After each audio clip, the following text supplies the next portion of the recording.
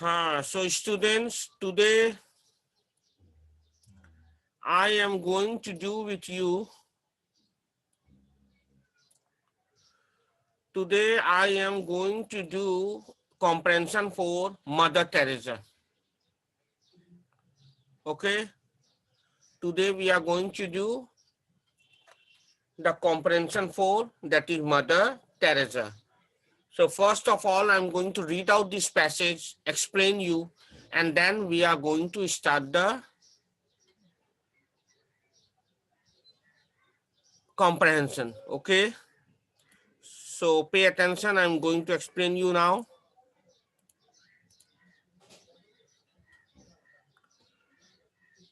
Everyone is there. Only 10:11 has come till yet.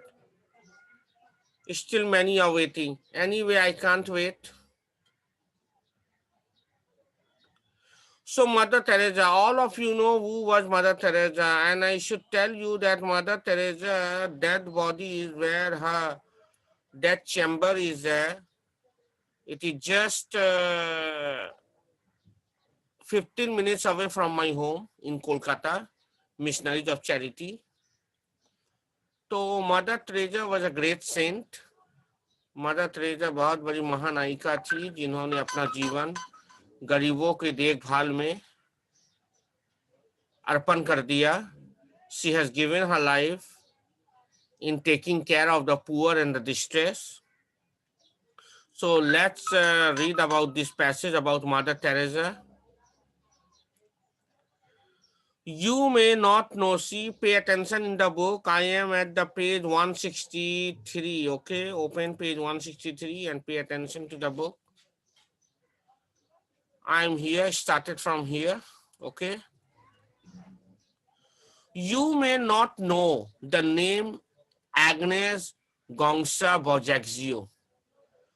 Mother Teresa original name was Agnes Gongsa Bojaxio. Okay. But you must certainly have heard of Mother Teresa.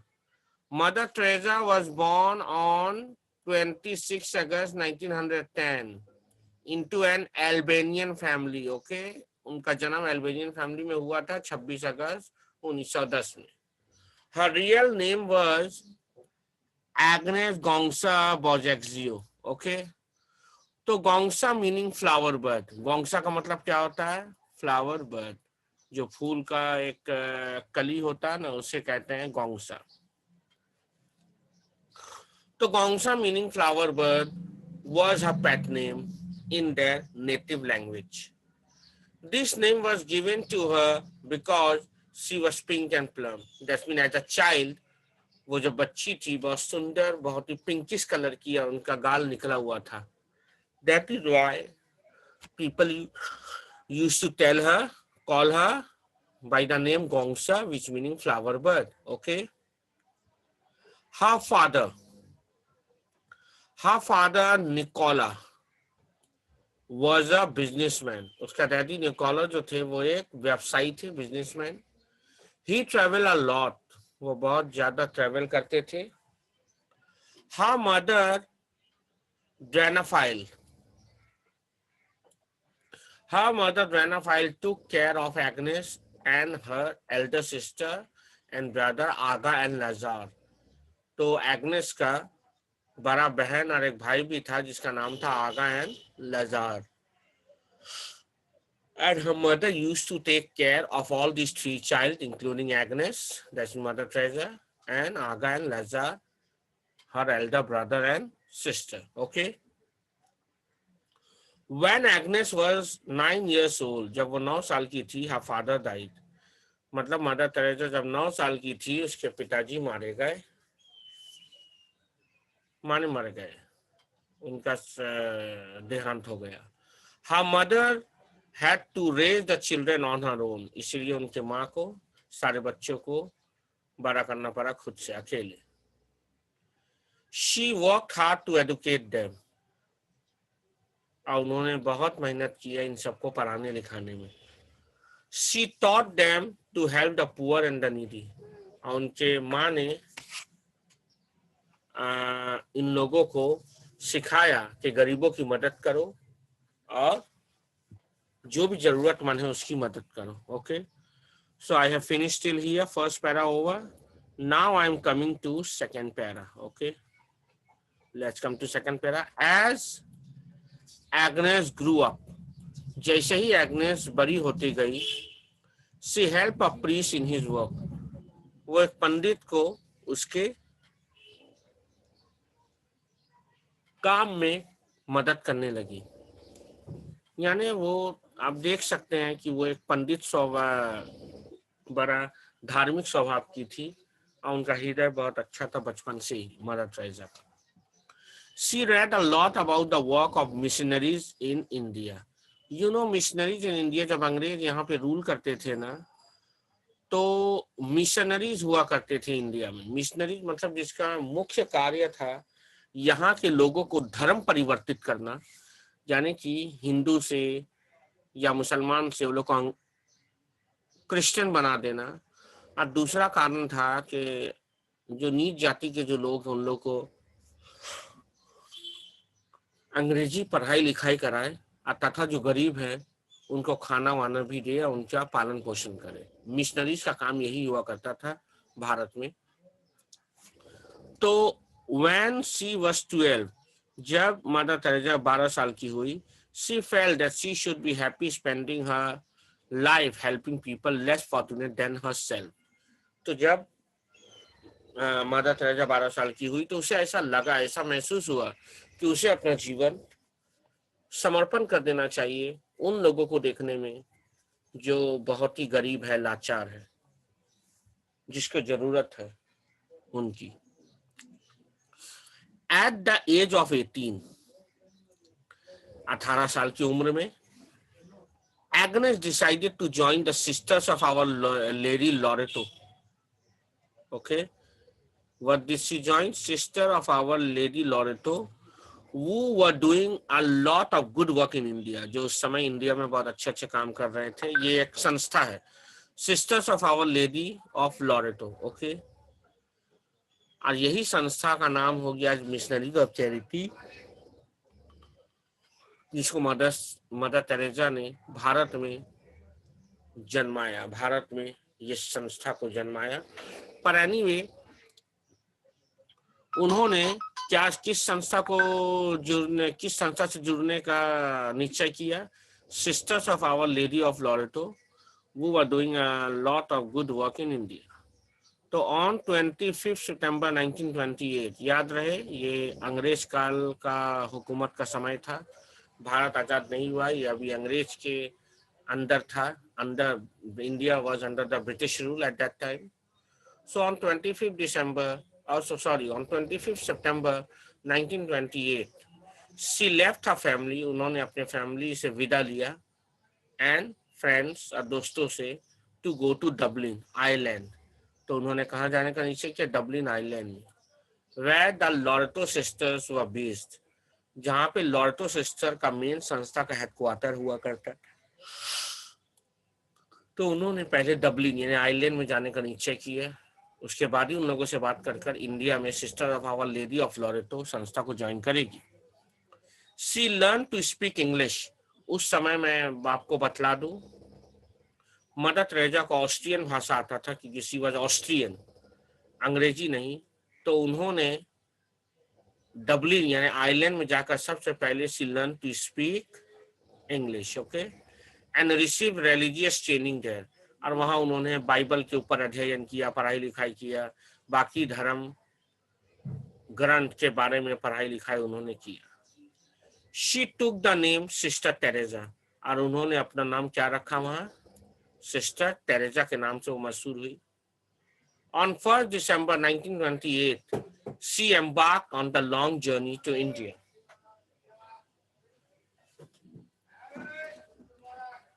तो उन्होंने सी Teresa on 1 December 1928 में उन्होंने बहुत लंबे सफर तय करके भारत आने का निश्चय किया.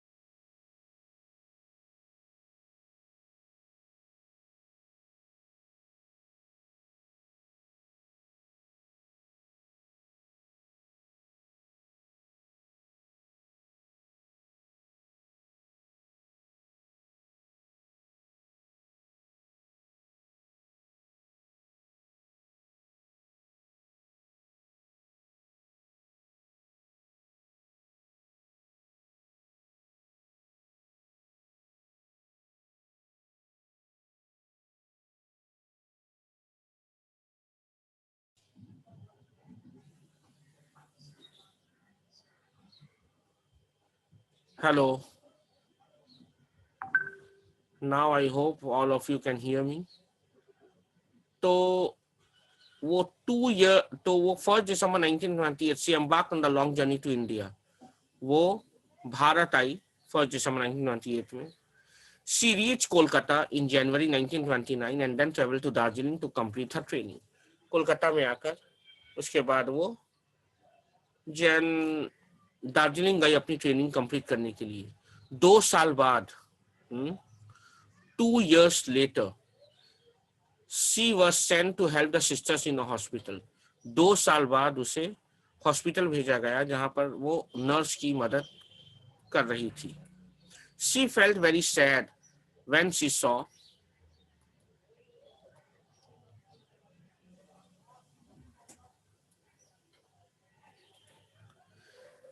she felt very sad when she saw so many sick, starving and helpless people in the lanes, by lanes and slums. उसे देखकर बहुत दुख लगा जब वो देखी कि कितने सारे गरीब, लाचार, बेबस स्लम्स में, रास्ते में रह रहे हैं. उनके पास खाने के लिए खाना नहीं है, वो भूखे हैं, लाचार हैं, उन्हें सख्त खाना और दवाई की आवश्यकता है. ये सब देखकर उसे बहुत दुख हुआ. You know what are slums? वो जो रास्ते में जो गरीब रहते हैं ना, झोपड़ी वोपड़ी घेर कर रास्ते में किनारे, उसे स्लम्स कहते हैं. She also became a teacher. वो एक टीचर भी बनी और बच्चे उसे बहुत प्यार करते थे. The children loved her. They started calling her माँ, मीनिंग मदर. और बच्चे उसे माँ कहने लगे. And that is how she came to be known as mother by everyone. और इसी तरीके से वो सिस्टर टेरेजा से मदर टेरेजा कहलाने लगी. Okay, mother Teresa, because the children used to call her mother as a teacher. Okay, that is why Sister Teresa was now called Mother Teresa. She taught history and geography for some time in a school in Kolkata, now Kolkata. वो क्या subject पढ़ाती थी? History या geography, for some time in Kolkata. और वो जिस school में पढ़ाती थी वो स्कूल मेरे घर के जस्ट आधा घंटा बाद ही होगा. Okay, but she could not ignore the people living in the slums. भले ही वो लोगों की मदद करे, बच्चों को पढ़ाए, मगर तब भी उनका दिल पचीस जाता था. वो रास्ते में स्लम्स में लोगों का जब वो देखती थी, लोग कैसे किस प्रकार स्लम्स में रह रहे हैं, कितनी मुश्किल से, वो उन लोगों के लिए कुछ करना चाहती थी. She felt that it was her responsibility to take care for the poor. उसको लगता था कि उसकी जिम्मेदारी है गरीबों का देखभाल करना. She wanted to live among them and serve them. वो रहना चाहती थी इन्हीं गरीबों के साथ और उनकी सेवा करना चाहती थी. In August 1948, अब देखो देश आजाद होते 1 साल हो चुका है. इंडिया आजाद हुआ 1947 में और ये बात हो रहा है 1948. तो इन अगस्त 1948 she left the Loreto sisters. तो वो लॉरेटो सिस्टर्स की जो संस्था थी वो छोड़ दी. She started wearing a cheap white sari with a blue border. एक चीप व्हाइट साड़ी वो पहनने लगी जैसे ममता बनर्जी पहनती है ना व्हाइट साड़ी, वैसे ही, और सस्ता सा एक साड़ी और ब्लू बॉर्डर दिया हुआ, just like a nurse. She went to Patna. वो पटना भी गई, देखो तुम लोग के बिहार में, पटना में, to train as a nurse. वहां ट्रेन की नर्स की ट्रेनिंग देने. Okay, this medical training help her a lot in her days spent helping the poorest of the poor. और ये ट्रेनिंग जो उन्होंने पटना में लिया और दिया, ये उसको बाद में उसके लाइफ में बहुत मदद आया गरीबों की सेवा करने में. Okay, now come here. She returned to Calcutta and started living among the poor. उसके बाद वो कलकत्ता लौट आई, गरीबों के साथ रहने लगी. All she had with her was a cake of shop and 5 rupees. जब वो कलकत्ता आई तो उसके पास सिर्फ एक केक का टुकड़ा था और 5 रुपए थे बस. She helped to wash and clean babies in the slums. वो रास्ते में जा जाकर जो गरीब स्लम्स में रहते थे उनकी मदद करने लगी, उनके बच्चों को साफ सुथरा करने लगी, एक जस आया की तरह। ये उसका प्यार था। द पीपल वर एस्टोनिश, और ये देखकर लोग अवाक हो जाते, सरप्राइज हो जाते कि किस तरीके से एक लेडी हम लोग के गरीब बच्चों को, रास्ते के फुटपाथ के बच्चों को साफ सुथरा कर रही है। वो was this European lady in a white sari. कौन थी ये यूरोपियन लेडी व्हाइट साड़ी में? And she spoke Bengali also, उससे बंगाली भाषा भी मदर टेरेसा को आ चुका था, बंगाल में रह रहे थे, फ्लुएंटली, अच्छे से बात करती थी वो। She help them wash and keep them self clean, वो सबसे पहले गरीबों को साफ सुथरा रहना सिखाई और उन लोग को अच्छा कपड़ा पहनना सिखाई। She taught them about health and hygiene, health और हाइजीन के बारे में वो इन गरीबों को बताया। She taught many poor children how to read and write, और गरीब बच्चों को उसने पढ़ना लिखना भी सिखाया। ओके, ये लास्ट पैराग्राफ और ये लास्ट 2 लाइन हम लोग कल करेंगे। We should stop here. Okay, आज हम लोग यहीं स्टॉप होते हैं। Okay, 24th November. We will continue our class tomorrow. I hope all of you have understood this text till now here. अच्छे से समझ में आया सबको? I hope we will continue the rest tomorrow. Okay? अब बाकी का हम लोग कल करेंगे।